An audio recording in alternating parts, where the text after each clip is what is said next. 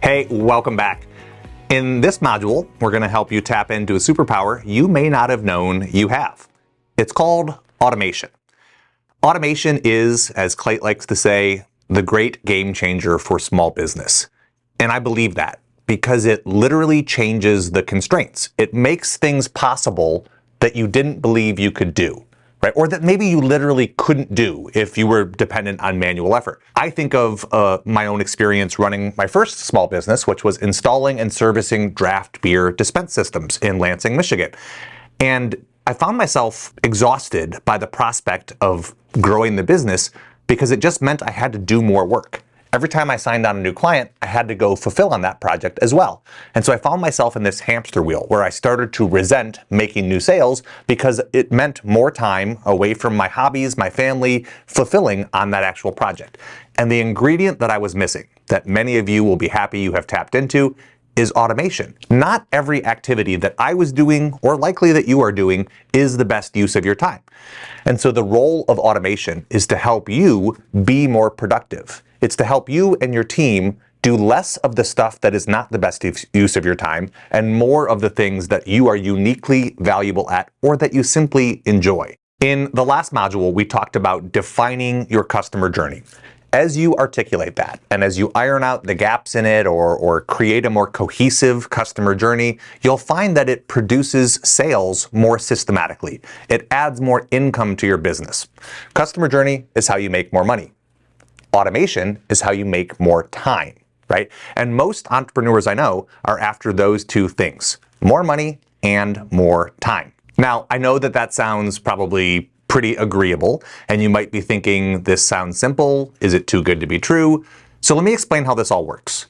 If you want to grow your business, let's say there are 100 things that need to be done in your business. You have some different options. You can either hire more people to help do those things, which sometimes lowers your margins, or you can pour more of your own time into your business to get those things done, which reduces the time and energy you have for other activities in your life. Automation changes this equation in your favor. It allows you to increase your output while maintaining the same level of effort. So if you're putting, let's say, 40 hours into your business each week, right now, you probably have a direct response in terms of what your business produces as a result of that. And if you're like me, you probably thought the path forward was to just do more hours if you want your business to grow. But that's the path to burnout. So the secret is to use automation because it changes that recipe. It allows you to keep a stable, finite level of input while multiplying the output you get as a result. So the natural next question is, where do I start? And the answer is you start with your customer journey. In the previous module, we talked about the timeline. You have the point of purchase, you have everything before the purchase and everything after the purchase. And the recommendation we have is to use the lifecycle automation framework to organize those activities into the high-level buckets of collect leads, convert clients, and create fans. Automation's job is to design and to enrich that experience, right? If you had to deliver that for each customer manually, it would be flawed with human error. There would be gaps where leads don't get the follow-up that they are expected, where we have the best intentions, but just simply drop the ball. And automation allows us to be our best self every single day. If you can use automation to design that experience, what you do is create predictability. And predictability gives us calmness and comfort and confidence as we lead our business forward. So let's take a look at that customer experience at a more granular level. We talked about targeting the right people for your business. Automation picks up the baton when they sign up for something. When they opt in through a web form or a landing page, that is where automation grabs the baton and says, cool, I know where we want to lead them, leave it to me.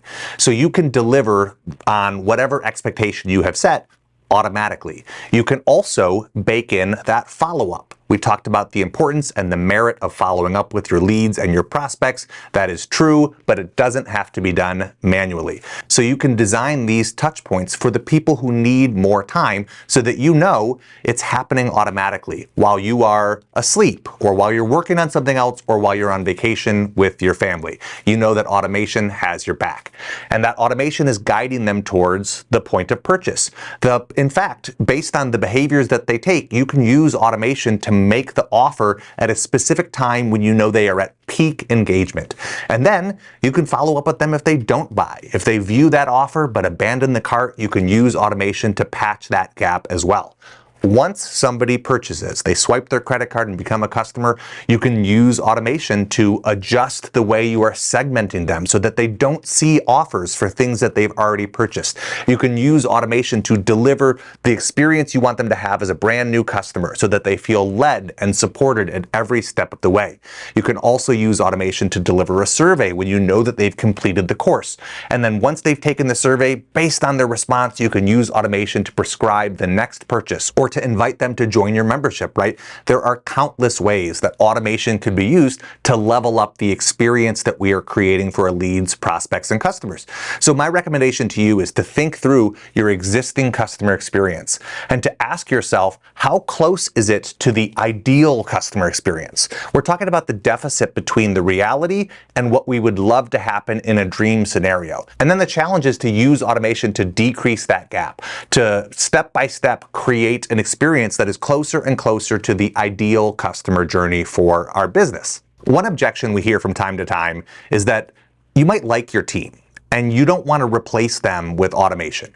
And the good news for you is that automation doesn't have to be a replacement for people. Now, if you're at the extent of your bandwidth, yes, automation might allow you to prolong the need for more headcount. It might put off the need to hire more help or to bring on more people. But as far as your existing team goes, automation should only streamline the things that they are working on. In any role, an individual is likely doing some combination of things they are good at and things that they just have to do. We might call that grunt work. So the role of automation is to take as much of the grunt work off their plate as possible, to get those things done automatically, out of sight and out of mind, so that your team members are only doing the activities that are super high value, either rewarding for them or creating an experience for your customers that automation can't parallel. And that they should be excited about. Now, if the prospect of automating your entire customer journey feels intimidating, I wouldn't blame you. The goal should be to start small. Identify one moment that you can automate. Think about an opportunity where something happens as a result of something else. Let's say they fill out a form and then they get access to the free trial of one of your products, right? Those types of scenarios are the perfect springboard for automation. You can design automated moments that enrich the customer experience by doing something more predictably or just doing it faster. And then that'll buy you back a small portion of your time. And through this process, you can build momentum that carries you forward. Each time you automate a task or one interaction, it takes something off your plate or off your team's plate, and it should free up time that you can then choose to reinvest in other areas of your business or other areas of your life. Another thing to be aware of is just like it takes money to make money, the same thing can be applied to time. It takes time to make time. And so anything you want to automate will require some investment of time to think through that experience and to design and to implement the automation that brings it to life. The beauty is that once you have automated something, you start to get recurring dividends from it. Each time that thing needs to happen, the time is no longer coming from your calendar or from your team's day. Instead, the automation is carrying it out. And then, like we've said, you get to choose where or if you reinvest that time. So imagine a scenario here where you have an intake form and somebody is asking a question about the products or services that you offer. And on that intake form, they can select from 3 different options. I want to buy today, I want to buy soon, or I'm just browsing. If you get 100 submissions of that form, some people are going to be in bucket A. They're motivated. They're ready to buy now. Some people are going to be in bucket B, where they want to buy sometime soon, but maybe not today. And some people are in bucket C, where they're just kicking the tires, trying to feel things out and collect information. Now, in a world without automation, if you have to follow up with those people manually, logically, you're probably going to start with bucket A, the people who are ready to buy today. You're going to convert as many of those as possible. And if you have time, you'll move on to bucket B and start calling those people or following up with those people. And then only if you find yourself kicking your feet up on the weekend and you have nothing else to do, would you jump into bucket C, the people who don't necessarily have urgency but are interested? Now, the role of automation is to minimize the guesswork so that you don't have to choose and make tough selections about who you are following up with. Instead, you know that everybody is going to get some version of follow-up. And using the principle of segmentation, you can follow up with them differently. So for folks who said they are interested in buying today, you might send an automated message to them, inviting them to schedule time on your calendar so that you could have a conversation and close that deal. Or heck, maybe you just use automation to create a task for yourself to call that person. For the people who are ready to buy soon, you might send them information about the product, some specs, different versions of your offer so that they can choose the one that's the right fit, and give them a more passive call to action to schedule time once they are ready. And if a week goes by, then you create a calendar invite or a task for yourself to actually reach out to them and give them a call. And for the people who are in bucket C, information gathering but not quite there, maybe you design an automated long-term nurture sequence that stays in touch with them, that starts to educate them, position you as an authority, and generate top-of-mind awareness so that when they become ready to buy, you are the brand that they think of. So we've just described two different worlds, manual and automated, and both can produce sales. The drawback to the manual is you have to pick and choose what you are spending time on, and you know that some leads and potential sales will be left on the table or will slip through the cracks. In the automated version, you're still producing sales, but you have the peace of mind and the comfort knowing that every lead is getting follow-up, and specifically follow-up that has been tailored to them based on what you know about them, helping you prioritize your time or that of your teams to make sure that you are only calling the people who are ready at that time, but you have a system in place to stay in touch, to build authority, and to show up for folks who need a little more time to make that decision. So we've talked about using automation throughout the customer experience, using it exhaustively in the collect lead stage as you grow your audience and capture new prospects, using it systematically to turn those prospects into buyers as we engage with them, make prescriptive offers, and then ultimately close the deal, and using automation to create a systemized, streamlined onboarding process that produces happy customers who buy again, buy often, and tell their friends.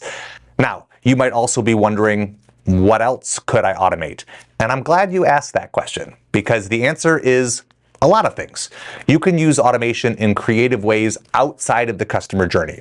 So you could use automation to onboard new employees, to deliver resources to them as they are getting their head wrapped around what your business does and the specific parameters of their roles. You could use automation for your partners. If you have a network of vendors you work with or affiliates who promote your products, you can use automation to follow up with them or to support them. You can also use automation for billing and receivables. And man, is that one I wish I would have known about when I was running the draft beer system and doing follow-up manually. So using automation to collect on outstanding debts is a powerful way to reduce the number of receivables that your business has while keeping your team focused on activities that are a better use of their time or things that they simply enjoy more. And finally, you could also use automation to support your teams, your internal processes. Yes, automation is generally thought of as it pertains to your customer-facing interactions, but there are also opportunities for internal or business automation to help things run more smoothly within you and your team's dynamic. So in the previous module, my takeaway for you was to use the lifecycle automation framework to examine your customer experience, to identify opportunities where it could be streamlined or where you could enrich the experience that you are delivering for your leads, prospects, and customers.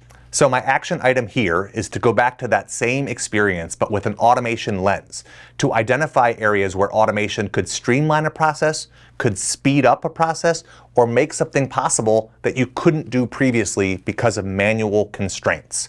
Now, I know that automation has a learning curve, so this is the type of opportunity where outside counsel might give you a perspective or some expertise that you haven't yet cultivated, and they may be able to help you spot those opportunities more easily. As Clayt likes to say, automation is the great game changer. And the reason for that is because it changes the constraints of small business. It allows you to do things that you previously might have thought were impossible.